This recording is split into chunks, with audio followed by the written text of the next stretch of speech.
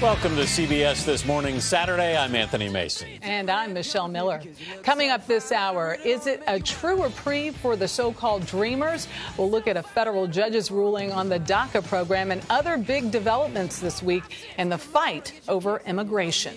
Plus, it's known as one of the toughest gigs in town. We'll talk to the host of tonight's White House Correspondents' Dinner and ask comedian Michelle Wolf how she feels about the missing guest of honor.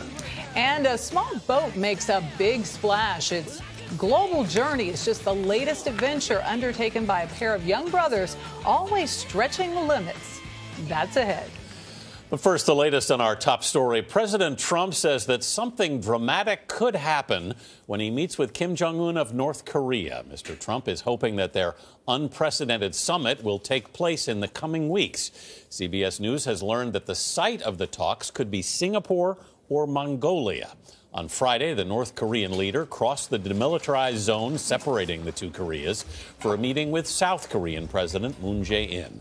Their historic meeting is seen as a major step for more substantive talks to end 6 decades of hostility between the North and the South. It was a consequential week for two key Trump administration immigration policies.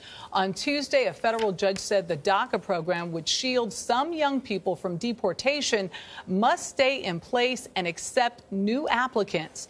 He called the administration's decision to rescind DACA arbitrary and capricious because the department failed adequately to explain its conclusion that the program was unlawful. And on Wednesday, the Supreme Court heard arguments in the travel ban case that restricts immigration from 8 countries, 6 of which have majority Muslim populations. Here to discuss these cases is Teresa Cardinal Brown. She's Director of Immigration and Cross-Border Policy at the Bipartisan Policy Center. Teresa, good morning. Thanks for being here. Glad to be here. The DACA ruling and travel ban hearing come just a week after a federal judge ruled against the Department of Justice in a case in Chicago about sanctuary cities. Yeah. We'll get to all the specifics here, but are you seeing a pattern developing here?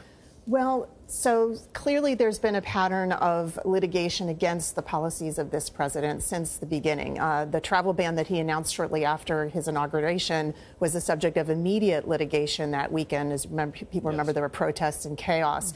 The travel ban case the Supreme Court heard this week is sort of the culmination of all of that. We're on the 3rd iteration of the travel ban. And what you're seeing is a set of policies that the president promised on the campaign trail. He got elected. He's trying to carry out. But in sort of rushing to do so, it doesn't always go through what most people would say would be the proper procedure. And so, for example, the DACA case, the judge basically said, you didn't do your homework. You didn't figure out the appropriate legal way to end this program, whether or not that's right or wrong, but you didn't do it properly. You can't just rush into things. And so you're seeing the administration sort of slowly catch up with the policies that the president wants to do. So the judge's issue there was procedural? Yes. Yeah, it was very much procedural. So what does this say to the Dreamers out there? So the judge did say that unless the administration can come up with a better legal reasoning for why it's ending the program, it has to reopen the program. So for the Dreamers out there, it's wait a minute. There's 90 days for the government to come back and say, give us a better legal rationale. But if they can't, then the judge will order the complete program to be restarted. And that means that people who were not eligible to apply before, maybe because they were too young, can now apply. But there's 90 days, so nobody should rush out and file just yet. Got it. Let's talk about this Chicago case. What exactly happened there? And you think this may be even more significant. Well, the Chicago case is one of several cases that have been filed now about sanctuary cities. A couple months ago, people remember the government sued the state of California over its sanctuary policies. The Chicago case, the city of Chicago sued the Department of Justice because they were trying to take away federal funding for their police officers based on whether or not the city was cooperating on immigration.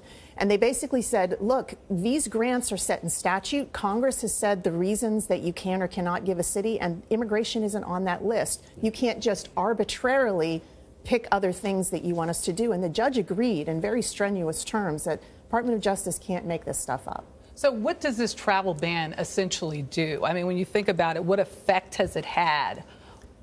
So the travel ban now has been mostly in place after a preliminary ruling from the Supreme Court last fall. And what this newest ruling is basically about, was it done properly? Does the government have the authority?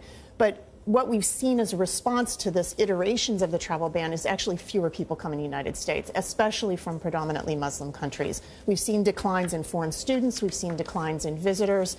And, you know, a lot of people are thinking that basically the United States may have pulled back the welcome mat.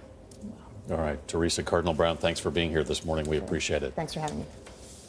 Well, a judge has agreed to a 3-month delay in a civil lawsuit by adult film actress Stormy Daniels against President Trump and his personal attorney, Michael Cohen.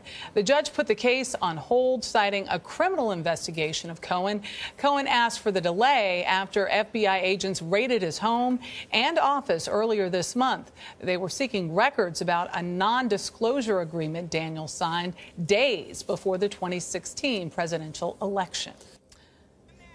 Well, the guest of honor may be a no-show, but that is not stopping one of Washington's premier events or this year's host. We'll talk to comedian Michelle Wolf about emceeing tonight's White House Correspondents' Dinner and her fast-rising career. You're watching CBS This Morning, Saturday.